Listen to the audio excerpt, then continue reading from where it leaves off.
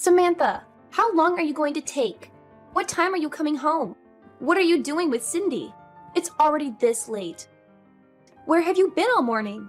You didn't even come home to make lunch. I've been at the hospital to have a checkup. I reminded you when I left this morning, didn't I? And I think I told you that I would have this checkup a week ago when I made the appointment.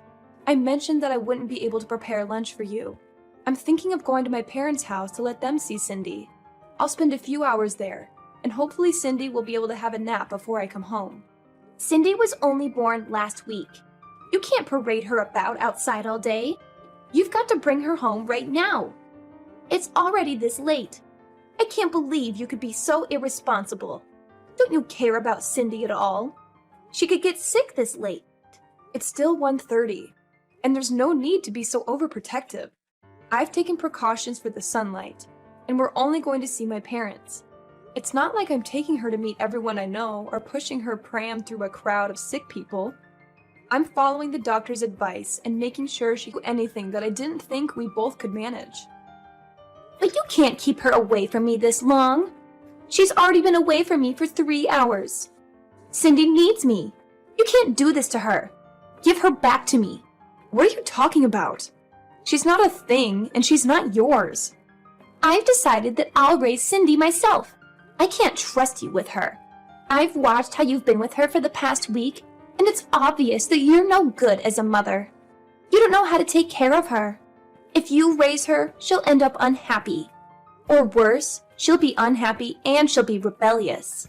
It's people like you that end up raising criminals. I can't just stand by and watch you ruin her life. The best thing for Cindy is if you give her up. I'll raise her as my own daughter. She's mine, so give her back. Cindy is my first child, so of course I don't expect to be able to do things perfectly all by myself. That's why I've been listening to all the advice you've been giving me this week, and I'm really happy that you're helping.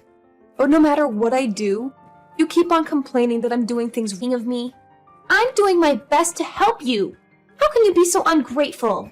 I bet you think that I'm in the way, don't you? You're the one that's living in my house. I'm letting you stay here. I'm providing the roof over your head, and I don't even ask for rent. I've done so much for you. And this is how you repay me? This is why I never approved of Alex marrying a woman like you. You're the one that asked that we moved in with you. Alex and I were living together in our own house after we got married, and we planned to stay there. But you wanted us all to live together. You were the one that said you always wanted to live with your grandchild. You pretty much forced us to move in with you once you found out that I was pregnant. And I had to go through all the trouble of moving houses when I was already really big. Why do you have to put it like that? I never forced anything. Just ask Alex. He was delighted to move back in with us. I've done so much for you. It wouldn't hurt for you to show a little more appreciation, too. Can't you at least say thank you? I think I deserve a lot more. But I shouldn't expect anything from you. Appreciation? I had a lot more of that when I first met you. But ever since I married your son, and you started to show your true colors, it's become a lot more difficult. Especially after we moved in together. And you wouldn't stop making hurtful comments about the way I did chores and the way I prepared dinner. The stress and fatigue just piled up, and I couldn't please you no matter what I did. I didn't know you could get any ruder. When have I ever made hurtful comments about anything you've ever done? If I've made comments, it's just because I'm giving you advice as your senior in life. If you think I've been hurtful, it's because you're trying to make me out as the bad person in this story. I'm an adult too. I understand the difference between advice and sarcastic, backhanded comments. And it's not just those comments. You don't like the food I make, even though I've done my best to follow your recipes. And if you really don't like my cooking, then you can always make your own. But you insist on having me prepare your serving too. And sometimes you throw it all away right in front of me. It's not just insulting, it's wasteful. Did you really think that I could just brush that off as advice? I don't understand how you could do something so mean, just for the sake of showing me you don't like my cooking. I threw it away because it didn't taste good. What's the problem? Did you really think that it was good enough to serve to Alex and my husband? Nobody would want to eat something disgusting like that. So I saved them the trouble. I just did what they would have wanted to do anyway. If anything, you should be thanking me for not letting them eat something as horrible as that slop you call food. That's what I'm talking about. In the past few months we've spent living together, you've never eaten my food without making a face, a comment, or throwing it all away. On top of that, you were making me do all the housework right up until the birth. I couldn't have a moment's rest while you were around, even though my back hurt and my feet hurt. And I was so tired. Even when my contractions started and I was begging for you to call an ambulance, you wouldn't call and told me that I was overreacting. I couldn't even get to the phone myself. I thought I was going to give birth right where I was. It wasn't until Robert passed by my room and noticed that my water had broken that I was finally able to go to the hospital. I'm grateful for my father-in-law's care and consideration. But if you want me to be grateful for you, then you'll have to do something I can be grateful for first. You shouldn't expect everyone to do everything for you. You could have gone to the hospital by yourself. You're so spoiled. It shows that your parents must have been overly protective of you as a child. No wonder you're so disrespectful towards me. Did you really think that I could drive all the way to the hospital safely when I was getting contractions every 5 minutes? Even after I gave birth? You didn't say anything to me. You didn't ask me how I was doing. Not even a word about how well I had done. Even though I was in labor for 15 hours. I was too busy thinking about Cindy. What did you expect?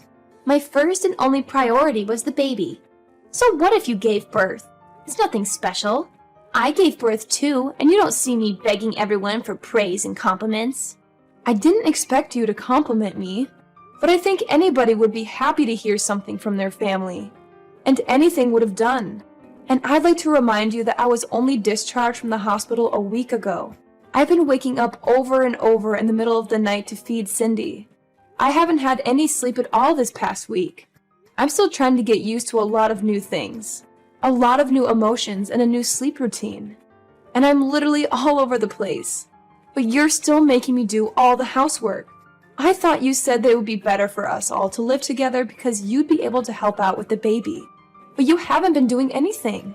Even though Alex and his dad say that I don't have to do anything, to rest when I can, and not to push myself too hard, I have to do everything while they're at work because you won't do anything. Oh, you really are spoiled. You were the one that married my son, not the other way around. What's the point in having you here if you're not going to seriously think that you can spend your days just laying around doing nothing? You're being childish if you think that's how things work, just because you've moved in with us. I'm here to be with Cindy, not with you. And you shouldn't expect everyone to be nice and kind to you just because you've given birth. So what? That doesn't change anything. You're sorely mistaken if you think you get to slack off just because you've had a baby. The one thing we all care about is Cindy. I couldn't care less about you, and nobody else does either. We only need Cindy. I can't believe you're not going to even bother to hold back your punches. I take it you mean that there's no use for me at your house if I'm not going to do all of your housework for you? That's right. I'm glad you finally understand. We only need Cindy to make us happy. I don't need a rude, disrespectful, annoying daughter-in-law like you around the house. If you're not even going to do what you're here for. Even if you did do the chores and prepare our food, you're useless. I end up having to redo everything you do anyway. You are just wasting my time. And having you here is a waste of space, too. So we don't need you here. So you think I'm rude and useless? All right. What? Am I wrong? I don't think I said anything you couldn't understand. I made it quite clear. We don't need you in this house. To be honest, I'd prefer if you'd leave as soon as possible and never come back. You don't have to worry about Cindy. She'll be in good hands. We'll raise her without you. I think that's best for her as well. She doesn't need a useless woman like you as her mother. I just want to check if you want me to leave. Then that means you don't want to live with me, doesn't it? How many times do I have to tell you? I don't want to live with you and I want you out of my house. Do you understand? Yes, I do. I understood that perfectly. Then I won't be coming back. I'll be staying at my parents' house. They've got a spare room that I can use, so there's no reason for me to return today. I'll go and get my things another day. Will that make you happy? Of course. Do whatever you want. You're an adult. I don't care where you stay, as long as it's not in my house. Nobody in this house is waiting for you to return anyway. I'll have Alex go and collect Cindy from you when he gets home from work. So make sure she's had her rest, and you've got all her things ready by then. I'll let you spend these last few hours with her, at least. You're not going to come back to this house, so this will be the last time you ever see her. I'm glad you finally come to your senses. You're not fit to be a mother. I understood the part about not coming back to stay in your house. But you're wrong about one thing. I am not handing my daughter over to you. Cindy is staying with me. I'm her mother. What are you talking about? I just told you you're not fit to be a mother. Are you going to take her away from me? You can't do that. She needs me. Oh, you think that I'm not fit to be a mother because I need support to raise her? And because I can't handle all of the housework on just 1 hour of sleep a night? You expect the impossible from me. You're saying that I'm taking her away from you? But you're not her mother. She was never yours to begin with. She's my granddaughter. That makes her mine. I don't think that your way of thinking that she belongs to you is very healthy for Cindy. I don't think that raising her in an environment where you think that you can treat me however you like is good for her either. Alex and Robert have both lost their patience with the way you've been treating me. I know that the both of them have done their best to talk with you privately and get you to change your attitude, but it still hasn't changed after months. And if it's only going to get worse now that Cindy's born, I'd rather not live with you either. Your own son and husband have given up on getting you to change your ways, so there's no way I can keep hoping. Robert as well? You're lying. I remember him mentioning something about you, but I forgot what he said. It didn't seem very important. But I know they all hate you. Nobody wants you to stay in our house, and we're all happy that you finally have given birth so we can get rid of you and keep Cindy. Who's they? Do you mean Alex and Robert? Because I know Alex loves me, and Robert is a wonderful father-in-law to me. And even if they did actually hate me, I think they'd be more mature about it. You've been far from mature these past few months. You've been passive-aggressive and childish at best. All you've done is bully me and make me feel bad about myself. I've had enough. We've all had enough of your behavior. If you're not going to fix it, then there's no point in sticking around and waiting for you to change. I'm not returning to your house. And if you won't reflect on your actions, I won't let you meet Cindy. You won't let me see Cindy? That's ridiculous. You can't do that. You can't keep her away from me. You have no right to do that. I'm not going to listen to a woman that can't even raise a child properly. You don't have to come back. But I'm not letting you keep Cindy. Give her back right now. Cindy will be happier that way. And you'll thank me one day when you realize that she belongs with us, not you. Don't be so selfish and give her up. I'm sorry, but who's we? Alex, Robert, and I. You should give her back to me for her sake. Robert's actually with me right now. Alex will be here soon too. He's already asked his manager for the rest of the day off after he's finished in his meeting. The truth is, it wasn't a hospital appointment I had this morning. I'm sorry I had to lie. But you wouldn't let me leave the house until I said that I would be going to the hospital. What? Then where were you? What were you doing? I was being honest when I told you I would be going to my parents' house, but I was somewhere else this morning. I went to have a viewing of a house with Robert to get his opinion. You went to see a house? But why would you do that? I didn't tell you to leave my house until an hour ago. And why would you need my husband's opinion? Alex and I have decided that we're going to move out. And when we told Robert, he was very interested in the idea too. Maybe you should ask him for the details when he returns home tonight, since I won't be coming back ever. But why would Robert be interested in looking at a new home? Alex and I have been thinking about moving back out ever since we first moved in with you, and you started to bully me. We've both hit our limits, and we can't take it anymore. It's too stressful being with you all day, every day. And he doesn't complain, But I know it's tough on Alex when I vent after he's had a long day at work. It's been hard for the both of us. The only reason why we didn't move out earlier is because it was a strain on my body to move our stuff to your house in the first place. And we didn't want to go through that again. Hit your limits? Stressful? What's that supposed to mean? You're just exaggerating. How pathetic.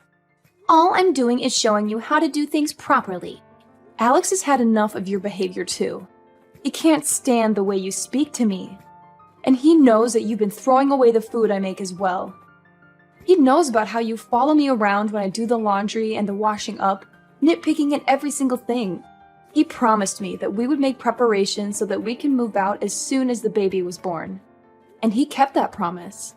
He found a few places that were open for viewing, and cut the choices down to 2 places so I wouldn't have to go back. He offered to pay half the deposit, saying that he wanted to come with us. Excuse me? Robert wants to move out? Well, he was obviously including me when he said that. He meant that he wanted to move in with us and move away from you. Apparently, he's had enough of your attitude as well, and since you won't change, no matter how many times he's spoken to you, he's decided to leave you. He's telling me that he left the divorce papers on the table in the living room. Have you seen them? He says he's already signed them, so you just have to sign your side and leave them there.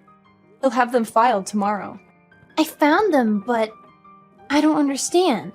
Why would he want to divorce me? I haven't done anything to deserve this. Give your phone to him. I want to speak to my husband. He's with you, isn't he? Let me talk to him. I can't trust a word you say. Why would I lie? Those papers have already been signed, haven't they? I wouldn't fake his signature just to trick you. Robert says that he'll talk to you when he gets home, but that he's already made his feelings clear in past conversations. You just haven't been listening to him properly. Anyway, we're busy getting our new home ready. Could you wait until later? I don't understand why Robert and Alex have to move away too. I only said that you don't need to come home. What about me? What am I supposed to do? You can't leave me here by myself. Robert says that he'll give you that house in the divorce. He has no need for it if he's moving in with us. And he doesn't want you causing us trouble just because you can't find a new home for yourself. You're lucky he's being so generous. Alex and I have no intention of living with you ever again. And of course, we're not going to give you our daughter. Robert's decided he wants a divorce and that he doesn't want to live with you anymore. I think that explains everything you want to know. What about me? I'm going to live here all by myself? You're not making any sense. Why can't I come with you? Weren't you listening to what I said? We've told you over and over that the way you've been treating me is unacceptable. We wouldn't have had to do this if you had fixed up your attitude, if you listened to your own husband's warnings, and your son asking you to stop treating me so horribly. We would have never decided to move out. We would still be living with you, and you would still be able to spend time with your loved ones. But unfortunately, you haven't shown any signs of changing or even feeling bad about what you've done. You deny all responsibility, and we've had enough. Because of your selfishness, you'll have to spend the rest of your life all alone. What about Alex? What does he think? He can't be serious about leaving his own mother all alone. I raised him. He's better than that. He would never abandon me like this. You've tricked him into thinking that I'm the bad person, and convinced him and my husband to follow you. Have you forgotten that Alex was the one that always was intervening and defending me from you when we first moved in? He was doing his best to keep himself between you and I when he could, and making sure that I wasn't stuck with you alone when he was at home. But then he had to start a new project at work and was coming home tired more often, and didn't even have the strength to argue back to the things you were saying to me. The stress of work and your treatment of me was accumulating for him too. That's when he promised that he would find us a new place to live. We realized that the best way to deal with the situation was just put up space between us and you, for the sake of our physical and our mental health. You're lying. Alex would never want to leave me. And Robert can't be serious about getting a divorce at this age. I'll never be able to get remarried. I'll be alone. Can't he rethink the divorce? I'll do anything. He's not honestly thinking we should get divorced, is he? You'll have to talk to Robert directly about that. Though he says that there's nothing more to say. And we've already chosen a new home that has enough room for the three of us and Cindy. Robert is welcome to live with us, but there's no room here for you. Moreover, Robert's actually put a lot of money into this house for us. He's been very considerate since Alex and I had to pay a lot for the hospital bills last week. We don't plan on telling you where our new address is either. But I'll never be able to see Cindy ever again. Are you honestly going to separate us? I'm not going to let you see her. You'll have to show that you can change first. I don't know if you can, but if you want to see her, you'll have to. I don't plan on meeting you until then either. I'm sure you don't care whether you see me again or not, but I just wanted to make it clear that this is what happens when you treat someone as though they're inferior to you. You end up alone. What did I do to deserve this? Why is everyone leaving me behind? You're telling me that I have to spend the rest of my life, my elderly years, all alone? That's too much. You don't have to go this far.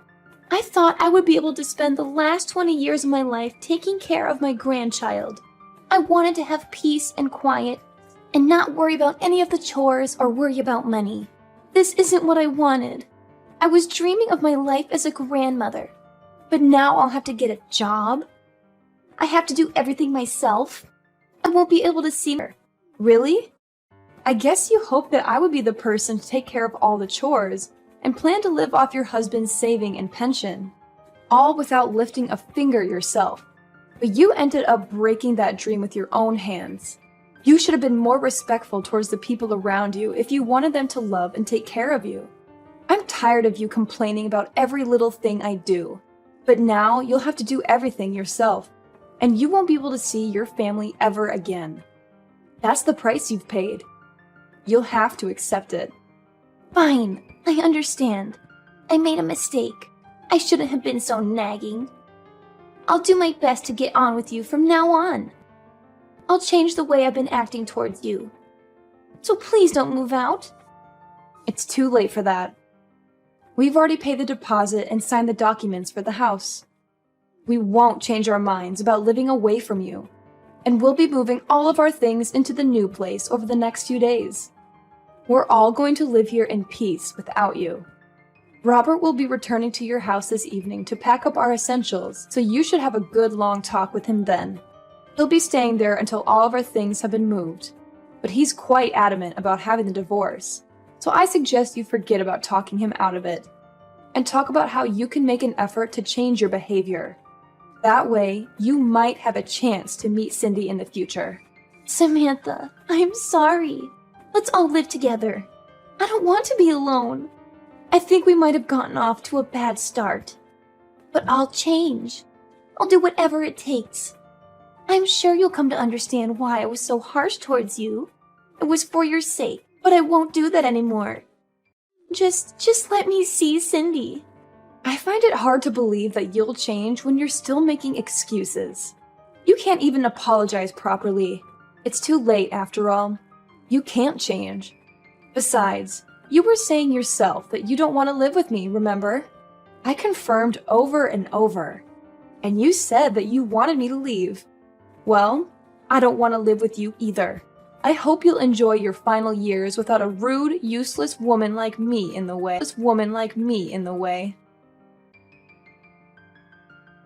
After her conversation with Samantha ended, Chloe had no choice but to wait for her husband to come home.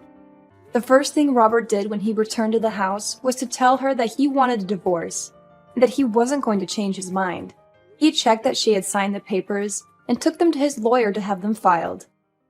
He didn't speak a word to Chloe after that, and spent his time packing away all of his things. Anything that had to be dealt with regarding the divorce was done through his lawyer, and he was able to move houses without much fuss. Chloe got the house in the divorce, but it was brought to her lawyer's attention that she had spent Robert's savings on several occasions without his permission, and as a result, the amount she received in alimony payments decreased significantly. It wasn't enough for her to keep up the payments for the household bills, so she had to find a job in order to earn some money to pay for other essentials. She was so desperate to meet Cindy that she went to Samantha's parents' house and demanded that they tell her Samantha's new address. It didn't occur to her that she should have just shown Samantha that she was making an effort to change. In the end, Samantha's parents called the police because of how aggressive Chloe was being, and Chloe was taken away in a police car to be questioned. Chloe was not only divorced and looking for a job, but she was also slapped with a restraining order from Samantha's parents. On the other hand, Samantha and Alex were living happily ever after with their small family and were looking forward to having their next child. Robert was delighted,